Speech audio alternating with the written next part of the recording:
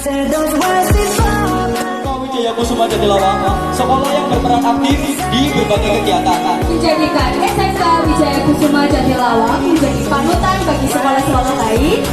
Jadi siswa-siswi yang berakhlak mulia, beretika mulia, disertai keimanan dan ketakwaan terhadap Tuhan Yang Maha Esa, Bermanfaat bagi lingkungan, masyarakat, serta siswa-siswi. Halo Sobat Wiku, hari ini 5 Oktober 2023 sedang dilaksanakan bimbingan dari Kapolsek yang bertema Stop Bullying. Berikut tayangan videonya. Pembulian dengan cara mengucilkan, ini ada, ya. Saya yakin di sini tidak ada. Ya. Jadi mungkin namanya si A, ini setiap hari dia dibully terus. Dengan teman-teman yang lain dikatakan, ya, tadinya. Salawat serta salam tersanjung pada baginda Nabi Muhammad Sallallahu Alaihi Wasallam yang senantiasa kita harapkan syafaatnya. Bapak, Ibu, dan anak-anak sekalian yang saya hormati, sengaja pagi ini kita melaksanakan kegiatan yang pertama silaturahim. Saya selaku Kapolsek Jatilawang untuk yang kedua kalinya bisa bersilaturahim di SMK Wijaya Kusuma ini. Tentunya kita punya harapan besar ke depan bahwa anak-anak sekalian ke depan adalah calon-calon pemimpin, calon-calon penerus, generasi penerus perjuangan bangsa ini, sehingga harus disiapkan dari sekarang.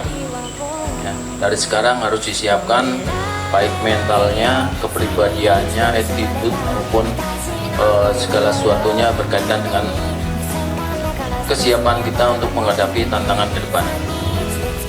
Bapak Ibu sekalian, sesuai dengan tema bahwa akhir-akhir ini kita sering mendengar baik di medsos, kemudian di di media-media yang lain, ada yang sedang marak sekali, yaitu bullying. Kalau dulu pada saat saya masih sekolah terkenal dengan kenakalan remaja, kemudian berkembang lalu sekarang ada yang namanya bullying atau perundungan. Kalau kita melihat, ya, dari apa yang namanya bullying atau perundungan itu, intinya bahwa penggunaan kekuatan oleh orang atau kelompok orang kepada orang lain untuk memberikan tekanan, sehingga yang jadi korban itu merasa tertekan, merasa terintimidasi, kemudian tidak berdaya dan sebagainya.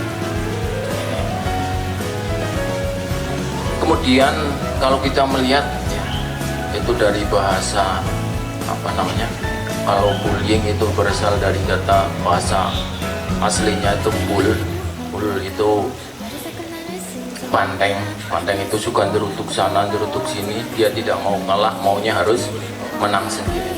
Nah, kemudian diistilahkan bullying, jadi serutuk sana serutuk sini. Nah, kemudian kalau mungkin dari bahasa kita, ya, itu bully. Kalau dibully, bully itu artinya yang paling gampang itu menggertak. Nah, jadi sama, niatannya sama. Saya menggertak si A biar dia takut, biar dia tunduk, biar dia tidak melakukan perlawanan terhadap kita. Ini garis besarnya. Kemudian itu bisa dilakukan secara fisik, bisa dilakukan secara verbal, bisa dilakukan secara psikologi. Nah, sekarang secara fisik kita banyak melihat, jelas, ya, gampang dilihat. Intinya saya sampaikan ini nanti, pemahamannya adalah setelah tahu bahwa itu masuk ke dalam tindakan-tindakan yang masuk di kelompok bullying, ini anak-anak sekalian bisa, oh kalau ini seperti ini berarti saya harus menghindari, saya harus menyampaikan kepada teman-teman yang lain. Secara fisik mungkin ya, begitu ketemu dengan kelompok A ya, karena penggunaan kekuatan itu biasanya, mohon maaf, mudah-mudahan tidak ada satu kelompok ya, kemudian bisa setiap hari ketemu. Kalau ketemu mesti kalau ndak mukul, jibil, nyikut ataupun nendang, itu dilakukan tiap hari. Nah, secara fisik dia tersakiti, tapi dia tidak berani melawan. Kemudian dia tidak berani melaporkan. Ini yang nanti kita bahas. Kalau ada yang seperti itu, kemudian dia tidak berani ngomong, dia hanya taunya diam, tertunduk, tidak berani cerita karena dia merasa tertekan, dia merasa terancam. Kalau saya ngomong nanti mungkin akan dibully lebih berat lagi. Mungkin perasaannya seperti itu. Nah, kemudian yang kedua, ini secara psikis. Nah, secara psikis itu secara kejiwaan. Ya. Mungkin dia kalau misalnya anaknya, mohon maaf ya, mungkin kecil, pendek, hitam, hitam ya. Mohon maaf kalau ada ya jangan dikatakan saya sedang membuli. Saya memberikan contoh. Setiap hari dipanggilnya mungkin gudang mungkin. Dia merasa setiap hari dibuat seperti itu, sehingga perasaan dia akan merasa, waduh saya kok seperti ini. Nah, akhirnya dia mungkin merasa tertekan dan sebagainya. Atau mungkin dengan kata-kata yang lain, mungkin dia memanggilnya orang tuanya.